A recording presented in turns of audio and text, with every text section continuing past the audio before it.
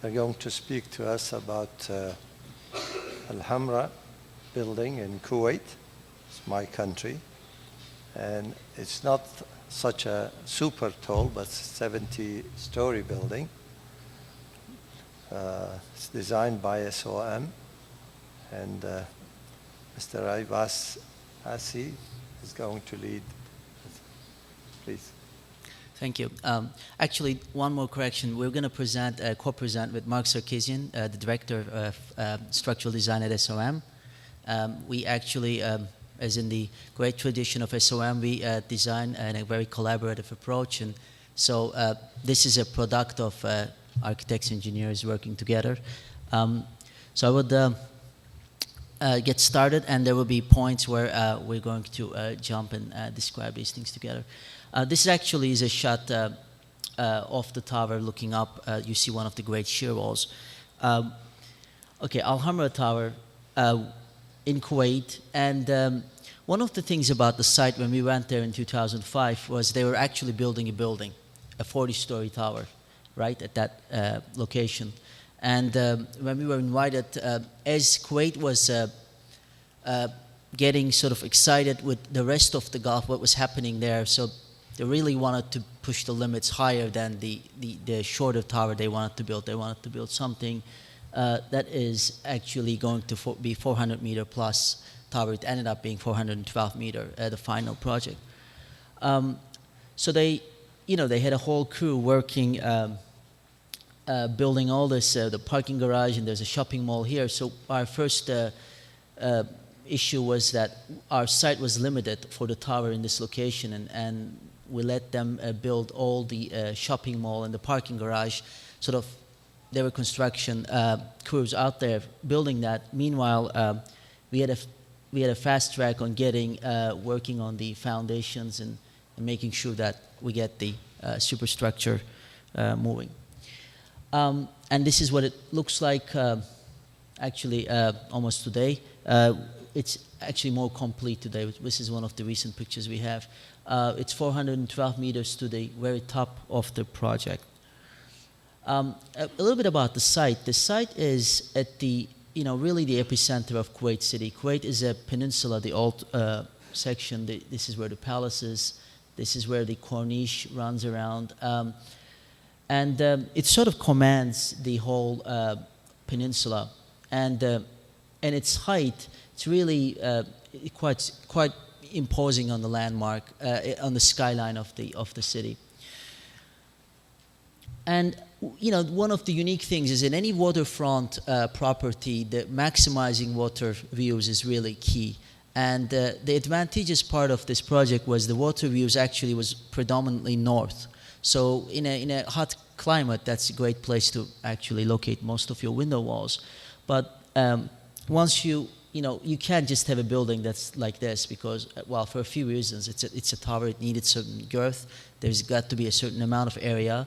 There was a certain lease span that the client wanted us to keep constant, and a floor area which was about 2,200 square meter per floor that needed to be constant in the project. So basically, the design team removed all the views looking north to the water.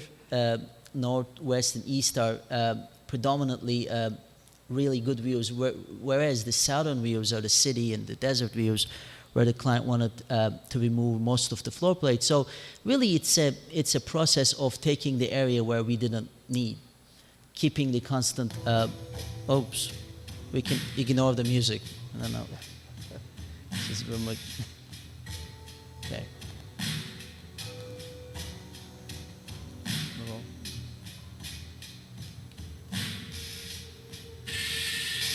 Okay. Okay, a little entertainment there. I didn't know it was music. So, but essentially, the generation of the form you could see here, it's a straight extrusion from a square footprint. It's just a piece of the floor plate is removed at every segment, and which removes all the core components on major wall elements or going on straight up, with the exception of the end shear walls, which are hyperbolic parabolas, which we're going to get into in a little detail. This is a typical floor plate in the midsection. It's a center core building essentially, but the southern portion of it is removed, where there is no really kind of desire to have real estate looking back to the desert. And these are two different layouts for single tenant and multiple tenant. And like a lot of super tall buildings, it's just a kind of stack of multiple buildings, the way it functions, where mid-mechanical levels or sky lobbies, that's just basically splitting the office tower into three zones. This is a single-use building. It's about 190,000 square meters in total, above grade. And apart from a really tall 25-meter lobby at the podium, we have a really tall sky garden that just sort of terminates the building form. And with that, I'm just going to move on to structure. You know, I think one of the attitudes that we had early on, the two of us, was really one that was rooted in a holistic idea. We had a special form Aybars and the team came up with, as well as Gary Haney in our New York office.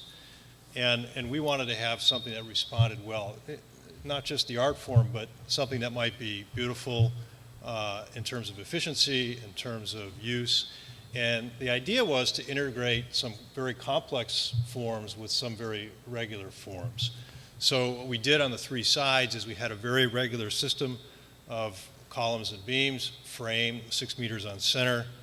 Then we had the shear wall system that resisted lateral loads, of course, and gravity, large part of the gravity loads. So in plan, it was fairly simple.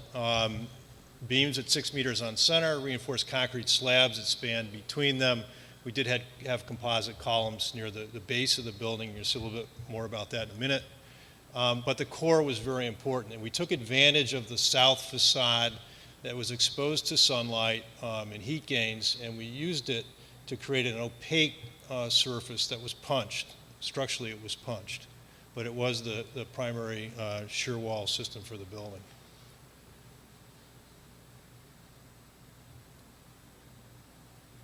We resolved the transfer of forces along that south facade into the floor diaphragms. There are large axial forces that we took there. There are no transfers, so to speak, when those columns come down from above. And they transition fluidly into that wall system that is warping as we go up the height of the building. So you can see the 6 meter frame and those columns that are coming in, and the resolution of those columns along that south wall.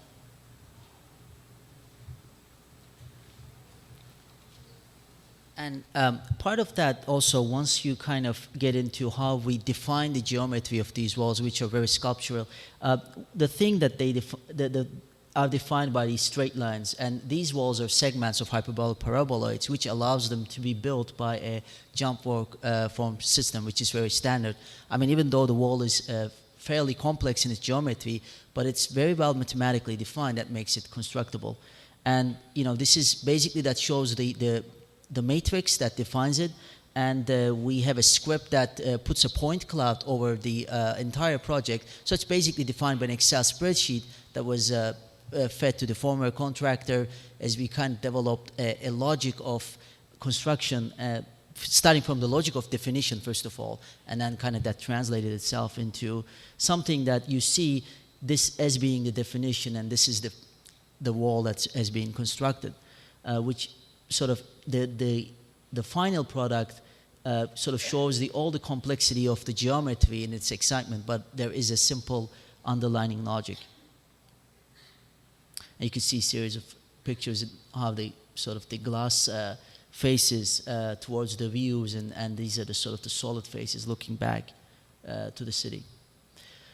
The south wall, as Mark mentioned, is part of the building structure, but also sort of allows so minimal amount of openings towards the city. But these are sort of very well calibrated openings that kind of creates, as you get off the elevator core, it creates framed views of the city of Kuwait. And if you get off the elevator, you see all these cracks. But if you're walking along this corridor, it kind of creates a beautiful light effect. We don't really see where the light is coming from because these walls are quite substantial. But at the same time, these walls are structural. So at every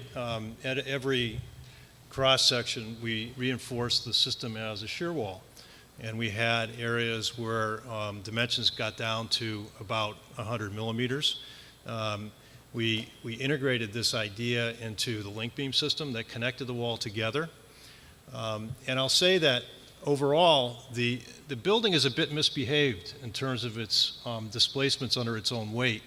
So that exterior wall system, as well as the core wall, which is essentially a box, resisted the induced torsional loads just under its own weight. And we did have a significant correction system that we introduced into the building to deal with the offsets as we built the tower. And like when big, super tall buildings meet the ground, it's always a challenge because there's all the demands come down. I mean, the structural demands, the people are coming through, and usually in a very constrained floor plate area. And this site was given. There isn't a lot of area to move forward, but what was available besides the 60-meter footprint was a sliver of space where the client wanted us to take advantage of to enlarge the lobby space. And actually it was something that ended up being quite exciting as the tower meet the ground. But there are a couple of things that we're going to go through here.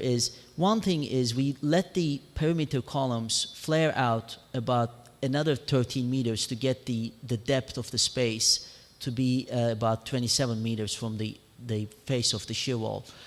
And the other thing is there was the desire to create a grand space about 25 meters tall, which these tower columns are, carrying a huge amount of axial loads, and their column capacity versus the height and the buckling issues that needed to be sort of resolved. And, again, through a collaborative design approach, we designed with Mark's group something that tied the building together and created this tall space, and sort of became an integration of engineering and space making.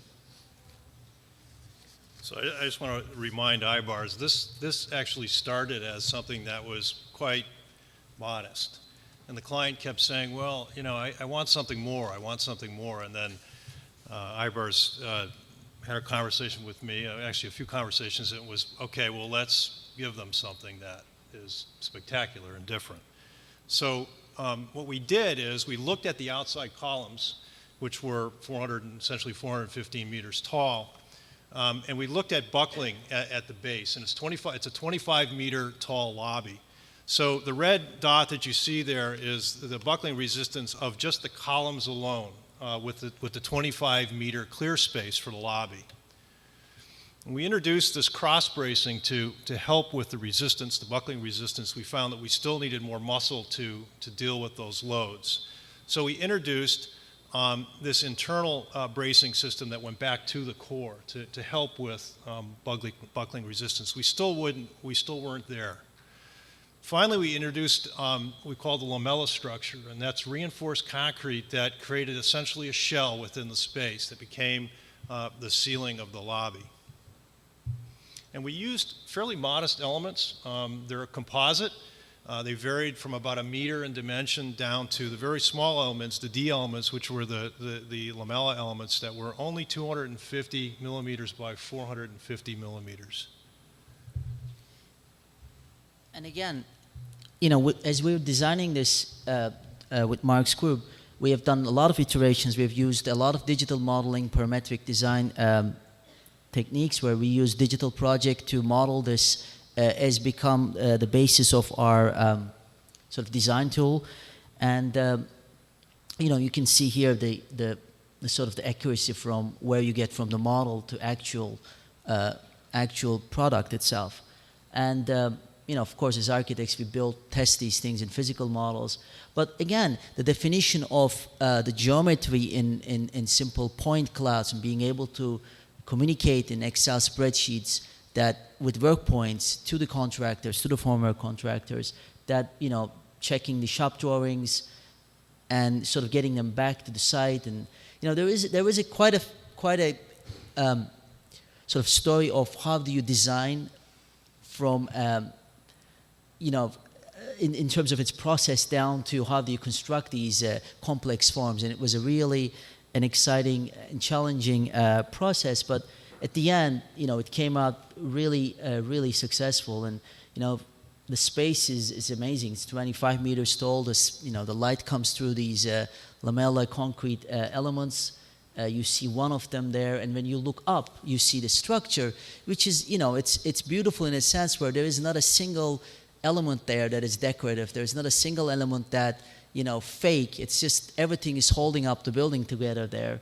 And meanwhile, the light is coming through this almost sort of spiritual-like way to this space where, you know, you kind of underneath a major public space.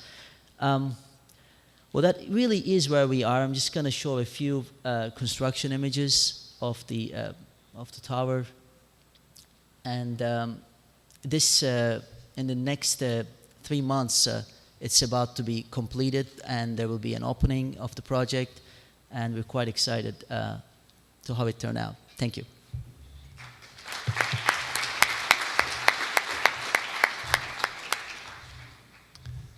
Thank you. This is